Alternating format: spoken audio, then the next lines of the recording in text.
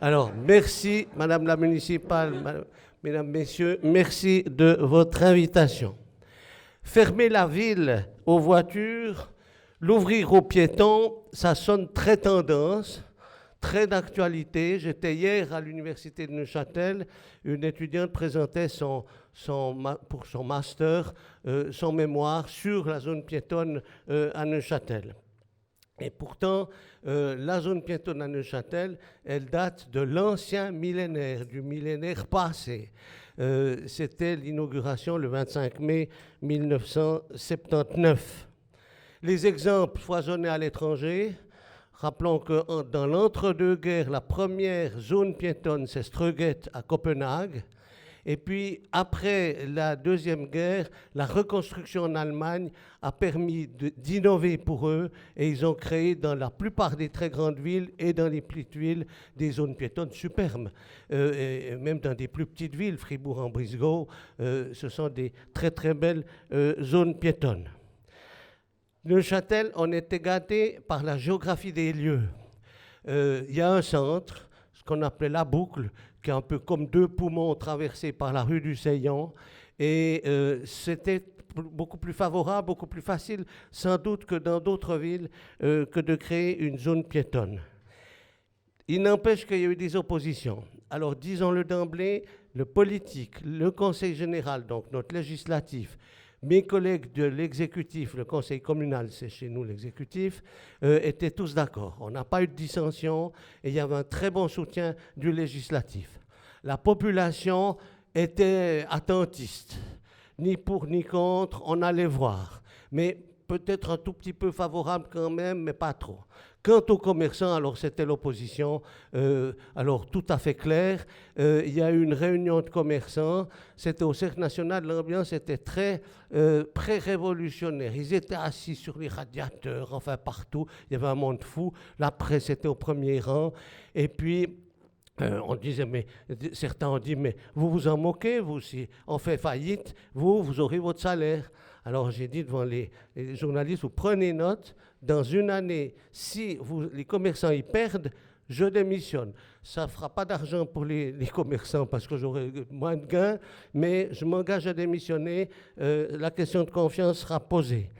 Il y a eu un vote indicatif à la fin, c'était l'unanimité avec quelques abstentions, mais l'unanimité contre, quelques abstentions et 2 pour. Et une des 2 personnes qui s'est exprimée courageusement pour venait de Suède et elle avait une boutique en Suède, à Neuchâtel.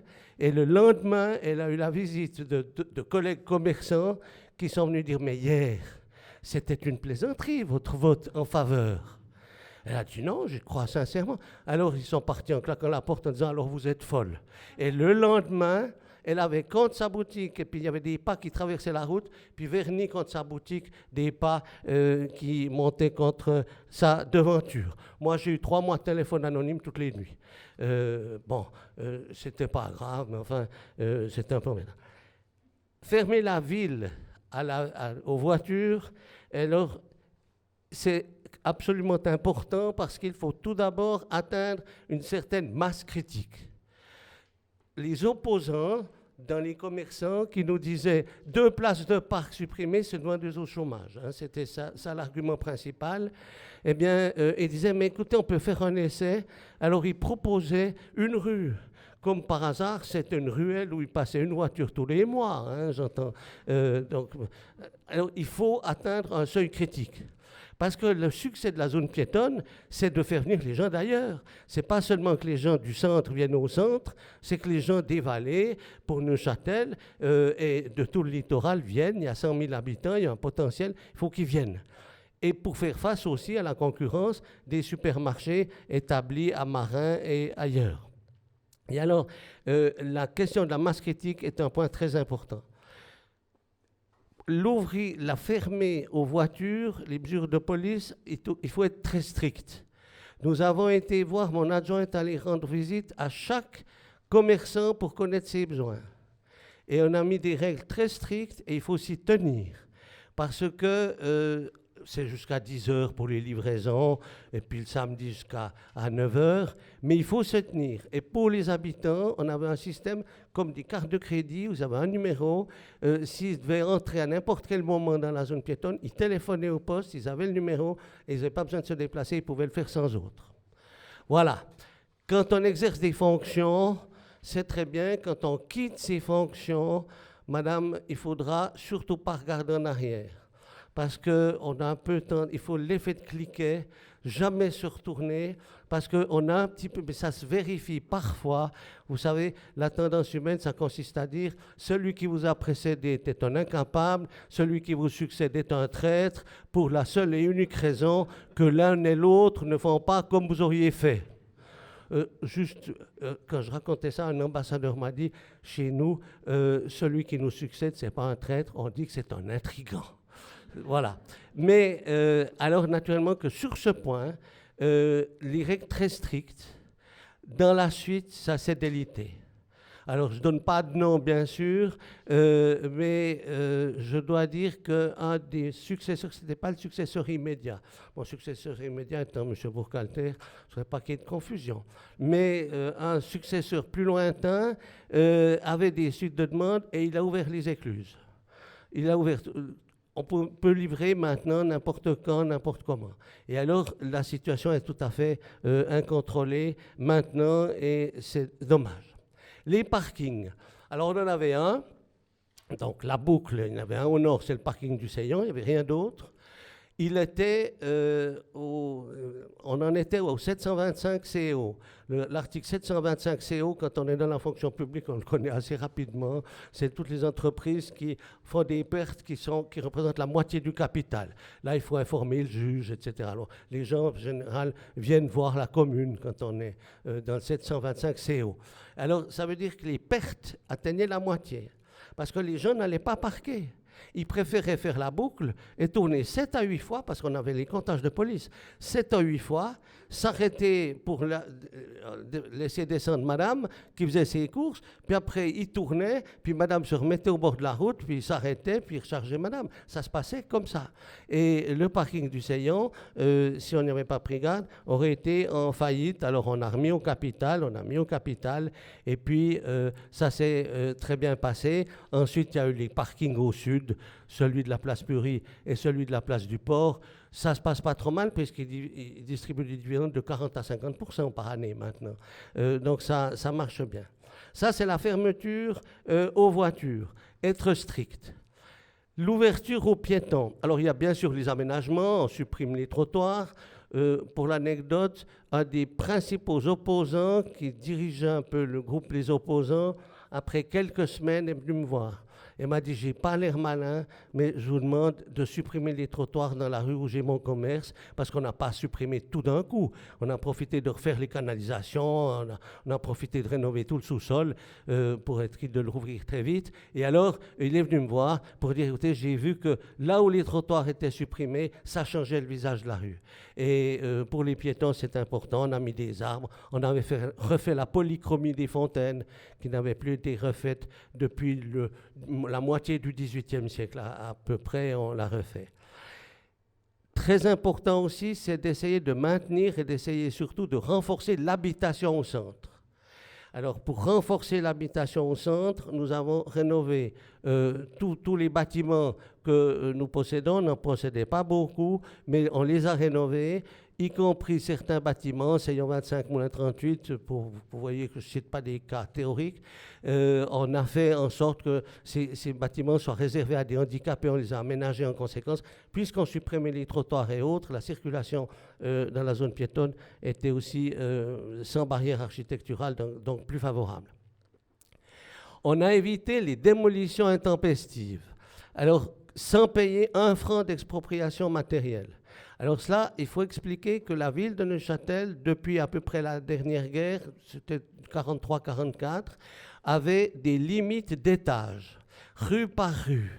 Dans telle rue, c'était 10,50 m à la corniche. Dans telle autre rue, c'était 25 mètres, etc., pour éviter qu'il y ait n'importe quoi dans le centre de la ville. Alors, nous avons utilisé ces normes en les renforçant. Je m'explique. On n'a pas interdit les démolitions, mais on les a rendues tout à fait inintéressantes économiquement. Imaginons, dans le centre, vous avez des hauteurs d'étages assez grandes. 3,50 m, 3 fois 3,50 m, 10,50 m. 10,50 m, vous pouvez démolir et vous pouvez refaire 4 niveaux au lieu de 3. Et vous avez une rentabilité dans l'opération. 4 niveaux de 2,50 m, alors vous regroupez 2-3 bâtiments, vous faites 4 niveaux de 2,50 m, vous êtes dans les normes, et puis vous avez changé le visage de la rue, parce que vous avez des horizontales, alors que vous n'avez pas la fragmentation qui donne le cachet, l'équilibre des masses et des volumes dans une ville ancienne. Vous avez des bâtiments qui sont très bien dans les avenues, mais pas dans les villes anciennes. Et puis, vous avez un intérêt économique à démolir. Alors, on a dit, vous pouvez démolir, mais vous refaites 3 étages. Donc, il n'y a plus du tout intérêt à la démolition et ça ne coûte pas 1 franc. Et puis, ce qui était plus novateur, alors nous avons légiféré non seulement sur le contenant, mais sur le contenu. Et ça, c'était nouveau. Il fallait éviter que la spéculation due à une zone piétonne fasse qu'on fasse que des bureaux qui se louent plus facilement, mieux, en tout cas à l'époque, et plus cher que des logements. Par conséquent, on a légiféré sur le contenu en disant, en principe, 2 étages au moins sous la corniche sont réservés à l'habitation. En principe, parce qu'il y a le principe de la proportionnalité. Si c'est une maison de 2 étages, on ne va pas exiger la totalité en habitation dans le centre, c'est des bureaux et autres. Alors, on a mis en principe. Alors là, ça a été le tollé. La chambre immobilière, j'ai un ami qui me parlait au conseil général de ma loi scélérate et autres. Et on est allé jusqu'au tribunal fédéral. Et là, ça a été le revirement de jurisprudence du tribunal fédéral qui a dit maintenant, il est important aussi de pouvoir légiférer sur le contenu. Il est important pour le contrôle aussi, la sécurité, le contrôle social au centre, qu'il y ait des quartiers, des rues où il y a encore des habitations. Et par conséquent, légiférer pour maintenir l'habitation, c'est une bonne chose. Voilà, ça c'est le revirement qu'on a obtenu au tribunal fédéral. Le résultat. Alors, après une année, les commerçants ont admis que leur chiffre d'affaires, avait augmenté de 10%. Donc, un commerçant qui admet que son chiffre d'affaires augmente, c'est déjà bien. Qui donne un chiffre, c'est encore mieux. Puis un commerçant, mais ce n'était pas significatif, m'a dit que son chiffre d'affaires avait augmenté de 40%, mais ce n'était pas significatif parce qu'il était placé à un endroit qui permettait qu'on le voyait beaucoup mieux dès le moment où il y avait la zone piétonne. Pour les habitants, ça a été une augmentation de 10% des habitants au centre, mais il faut à la vérité dire qu'il y avait très peu d'habitants dans le centre. Il y avait par exemple la rue du musée, qui n'est pas dans la zone piétonne, mais la rue du musée, il y avait un habitant dans l'ensemble, un logement dans l'ensemble de la rue. Et puis, il faut quand même dire que maintenant, avec l'évolution des achats en ligne, l'évolution des habitudes, avec les supermarchés qui existaient déjà à l'époque, mais qui se sont encore multipliés. M. Bourcanter nous a fait la Maladière, un grand centre qui n'est pas loin du centre. Alors, il a pompé pas mal de commerces du centre vers la Maladière. Il a fait une publication pour le stade de football, hein, où il y a le centre de la Maladière, un instant d'éternité. Là, l'éternité, ce n'était pas forcément ce qu'il y avait de mieux. Mais je dois dire que nous n'avons pas les vitrines vides qu'on peut voir dans certaines villes. En revanche, mais ça, est-ce que c'est lié à la zone piétonne, est-ce que c'est lié aux achats en ligne, aux autres habitudes? Il y a quand même des mutations dans la qualité des commerces. N'est-ce pas, quand vous voyez Aldi, ou j'ai rien du tout contre, mais qui se mettent en plein centre, vous vous dites qu'il se passe quelque chose qualitativement, et puis c'est les boutiques qu'on retrouve partout, il y a moins d'originalité qu'il pouvait y avoir avant. On voit qu'on avait des critiques tout à fait violentes à l'époque par les commerçants, mais même les commerçants maintenant, plus personne, si on leur proposait le statu quo ante, plus personne, bien sûr, ne le proposerait. Je vous donne la conclusion dans le mémoire, en mémoire de licence, mais c'est un mémoire d'avant, ce n'est pas celui d'hier. Le bilan du projet, c'est un universitaire qui l'avait fait, le bilan du projet est positif, du moins il est clair qu'il a été une amélioration sensible par rapport à la situation antérieure. Ainsi, on peut dire que la zone est réussie grâce au souci des autorités, non seulement de la créer, mais surtout de l'ouvrir aux piétons. Des mesures ont été prises pour la rendre accueillante et déclencher un choc dans les états d'esprit. En la transformant de façon globale, on avait plus de chances de susciter ce déclic dans la perception collective, engendrant d'office des changements de comportement face au quartier. Selon la population, l'aménagement contribue à l'ambiance de la ville, en plus de l'esthétique, les éléments ludiques tels que la présence de l'eau, bout du lac, traces du Seillon, fontaine, apportent une interaction entre la ville et ses usagers. Dernière toute petite chose, j'ai eu 3 mois de téléphone anonyme toutes les nuits. L'inauguration était le 25 mai 1979. En octobre, il y avait les élections fédérales. J'ai été élu en déboutant un de mes colistiers qui se présentait pour la 2e fois, qui n'a pas été réélu. Donc, vous le voyez, en politique, il faut tenir. Merci.